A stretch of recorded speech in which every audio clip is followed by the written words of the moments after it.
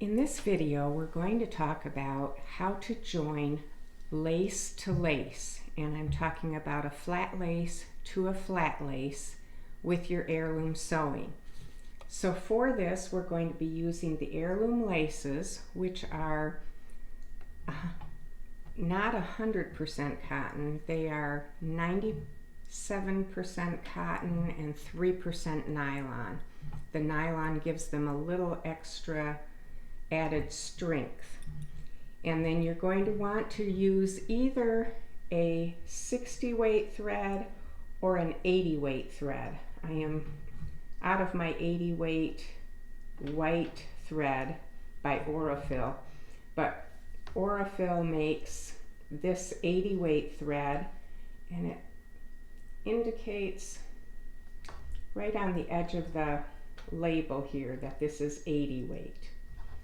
Or you can use the 60 weight Mettler thread, and that now comes in a green label, and that also indicates on the label that it's a 60 weight. And if you're using the 80 weight thread, you would want to use a 60 or a 65 Microtex needle or universal needle. If you are using the 60 weight thread, you can use either a 65 or a 70 size Microtex or universal needle. Either of those will work. So before you get started, again, I always like to plan ahead.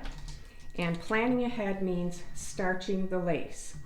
And by starch, I do not mean the Ellen's Best Press. I mean real starch, whether you make it yourself at home or buy it.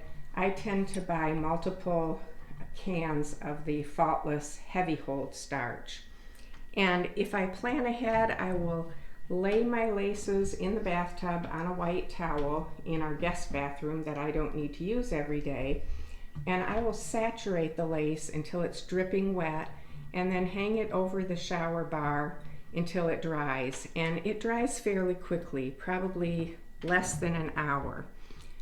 If you don't want to wait, you can use a blow dryer and blow it dry. It'll dry pretty quickly that way.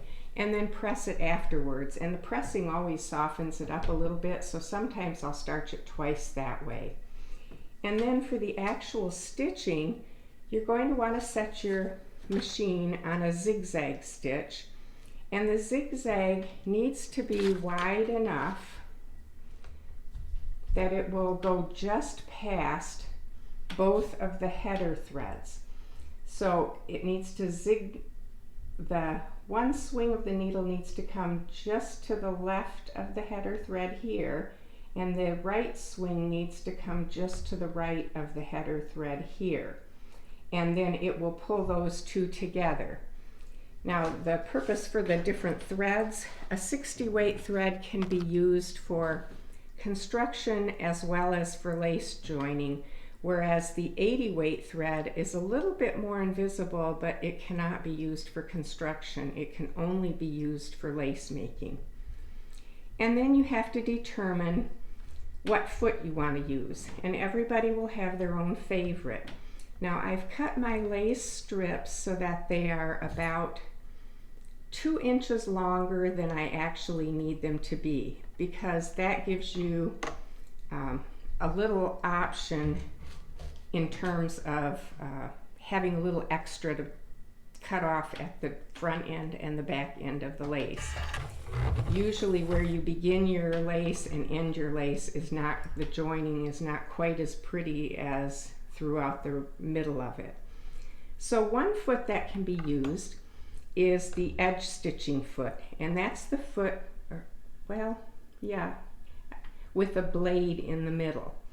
And so you would put a piece of lace on each side of the blade, and then you need to check to see if the swing of your needle is actually going past the outside edge of the lace. And then you just merrily stitch along, and all you have to do is ensure that the two edges of the lace stay on each side of the center blade. Another foot that works well for lace joining is the open-toed foot. I like to use that one because I can see exactly where the needle is going as it zigzags to and fro on the laces. The disadvantage to this is you don't have any pressure in the middle holding your lace down, so that might bother some people. But again, you can see that the swing of the needle goes just past the header thread on each side. I tend to hold my threads in a V shape in front of the foot when I stitch them together this way because I find that provides a little bit better control for me. Here you can see how nicely it pulls these two pieces of lace together so that you only have the visual appearance of what would be one header lace between the two of them.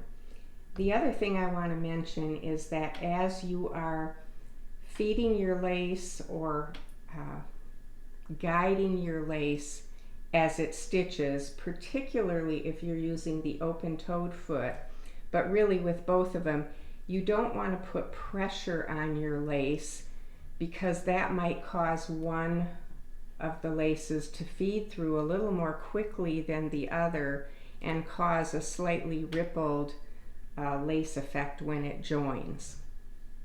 Right here is an example of what you do not want to have happen. You can see right along the left side here that there's a little bit of that header lace still showing. So I would go back and zigzag over just this section again. It's not going to make it too heavy, and that way it will incorporate that header seam and hide that little mistake. If you do have to go back and fix a little section, you will need to reduce the width of your zigzag stitch quite a bit because it's already pulled the laces together for the most part. It's just this little segment that needs to be drawn back in, and that is not nearly as wide as when you're joining the two laces together at first. After starching and pressing the lace dry, sometimes just pressing it will soften it up a little bit.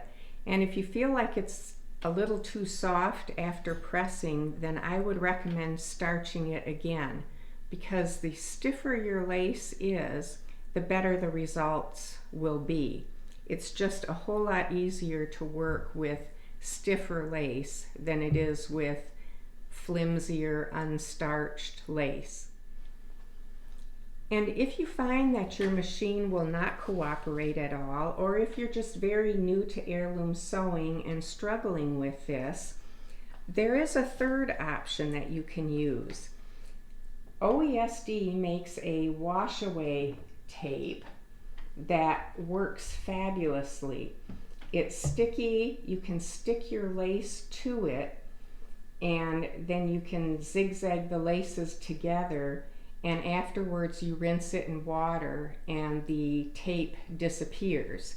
The only downside that I see to this is that because the lace is stuck to this tape, and you can see I've stuck it down here, you would just align the two straight edges of the lace right next to each other.